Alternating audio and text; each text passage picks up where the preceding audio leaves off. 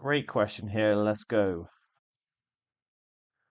First of all, we've got this shaded area, WNZ and XYP,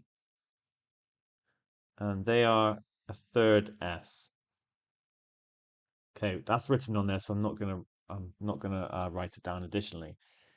Okay, next up, this triangle comes in useful because it is half of the area of the parallelogram because we've got the same base and the same perpendicular height. So that must be half S.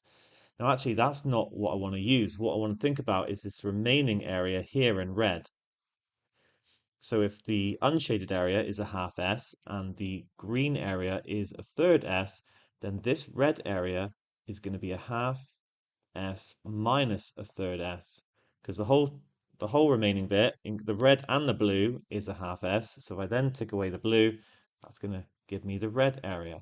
And so that's going to be 3/6 minus 2/6. It's going to be 1/6 S in red. Okay, we're actually nearly there now because remember, this is the area I want. But we've got another triangle here. Now it's got the same base as the parallelogram, and it will actually have half of the height because O is the midpoint. I didn't say that before, but that is actually quite crucial. It's where the two diagonals of the parallelogram meet. So if all of this purple area is going to be, it's going to be a quarter S because it's a half of the height, the whole base, but it's a triangle, so it's a half times the area of the parallelogram times a half. It's going to be a quarter S, and that is going to get us there basically because the red area is 1/6 S. The whole purple area, let me put it in again, the whole purple area is a quarter S, which means the green area is going to be a quarter S minus 1/6 S. That's going to be 3 over 12S minus 2 over 12S. And there we have it. The answer is going to be 1 over 12S. Okay, tough question. When I first did this question, I started splitting it up. I'm just going to show you actually. I actually fluked the answer. I got lucky, but I'm going to explain why I did it wrong. So I decided, right, I'm going to split this up into a little parallelogram, and then these two are going to be the same as that blue area. And then I'm going to do the same down here.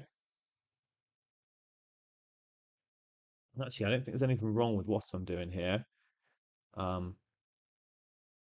so this bit in black, right, so these bits in black that I'm shading are also going to be 1/3 S because they're exactly the same as the blue because I've split them all into congruent triangles, which means this remaining bit that I'm outlining is also going to be 1/3 S. And then if I draw a line going across, then this whole area here is going to be 1/6 S.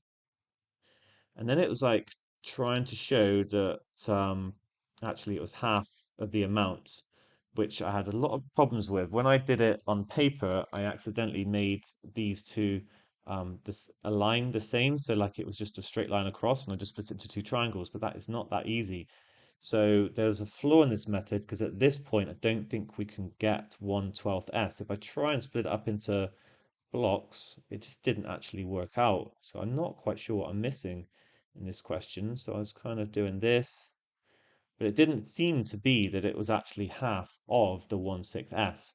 So I'm kind of backtracking. I'm not going to talk anymore about that solution, but I'm just talking about like the way I looked at it to start with. If there is some way of doing it using my method, then I would be interested to hear it. The much simpler method, I say simple, you've got to be able to spot these things, just triangles and so on, is the method I've shown. And yeah, good ends to this challenge. Well done if you managed to get that. Well done for watching this and trying to understand it.